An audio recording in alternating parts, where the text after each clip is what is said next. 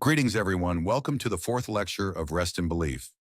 In our previous lecture 3, we examined the great legacy of Clarence Larkin, who erected the massive framework of dispensationalism, as well as the fatal limitations he failed to see. Today, we're going to talk about two giants who popularized dispensationalism and King James Version Onlyism upon Larkin's framework, expanding them across the globe. C.I. Scofield and Peter Ruckman. In many traditional dispensational camps, the names of these two men hold almost absolute authority. However, today, taking the perfect standard of the Bible, we will evaluate them with utmost respect, yet with unyielding firmness. Let us face the heavy truth of why we cannot remain with them, but are compelled to move beyond them. First, we must honestly acknowledge the contributions they left in Christian history. C.I. Scofield, through the Scofield Reference Bible, melted Larkin's complex charts into the study notes of the Bible. As a result, dispensationalism ceased to be the theology of a select few and took its place as a global standard doctrine read and believed by millions of saints. And what of Dr. Peter Ruckman? Standing against the corruption of modern critical texts, he was a fierce general in the spiritual war, most powerfully defending and proving that the King James Bible alone is the errorless Word of God. Their vast biblical knowledge and passion for the truth absolutely deserve our respect. But everyone, just because someone possesses outstanding biblical knowledge, does that mean we should uncritically accept every doctrine they teach? God's Word does not evaluate the qualifications of a spiritual leader by the amount of their knowledge. 1 Timothy 3:2-4 clearly defines the qualifications of a bishop, a spiritual leader and pastor. A bishop then must be blameless, the husband of one wife, vigilant, sober, of good behavior, given to hospitality, apt to teach, not given to wine, no striker, not greedy of filthy lucre, but patient, not a brawler, not covetous, one that ruleth well his own house, having his children in subjection with all gravity.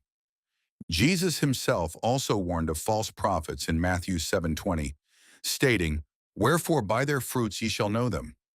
True doctrine does not end simply as knowledge in the head. If the doctrine one believes and teaches is genuine, it must be proven through moral and spiritual fruits in their life. It is a truly painful fact, but we must objectively face the fruits born in the lives of these two giants. Scofield, who left behind the great reference Bible, abandoned his first wife and two daughters without providing for them. He was eventually divorced and remarried another woman. What about Peter Ruckman, the great defender of the King James Bible? Despite being a pastor, he divorced twice and married 3 times. He stood behind the pulpit in direct violation of the Bible's explicit qualification that a pastor must be the husband of one wife. Furthermore, he hurled unspeakable profanities and insults from the pulpit and in his books at those who held different theological views. The fruits of the Spirit, gentleness and temperance, and were nowhere to be found.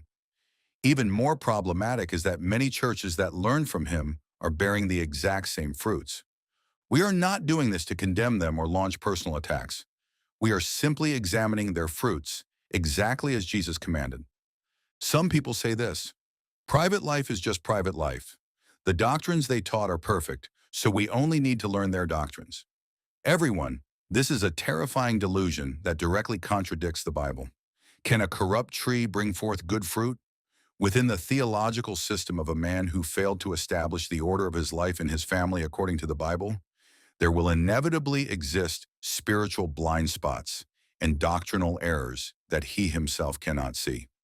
Scofield and Ruckman may have seen brilliant light in certain areas of the Bible. However, their moral failures are powerful evidence that there were fatal limitations to their spiritual discernment. To blindly follow those without spiritual fruit and uphold their doctrines like denominational law is, before God, nothing more than another form of idolatry. Truth is not bound to men. We respect the value of dispensationalism in the King James Bible that Scofield and Ruckman defended. Yet, looking at the bitter roots in their lives, we realize that we can never remain confined within their theological frameworks. We will not worship men. We will follow only the perfect text, the Word of God. Now we must step over their limitations and discover the microscopic turning point in the book of Acts. In our next session, Lecture 5, we will dissect the mid-Acts camp, those who attempted to rightly divide the Bible, but missed the critical importance of Acts 28 and fell into a fatal error by forcefully trying to lump Paul's epistles together. I urge you to continue joining us in this ever-deepening exploration of the truth. Until now, this has been Rest in Belief. Thank you.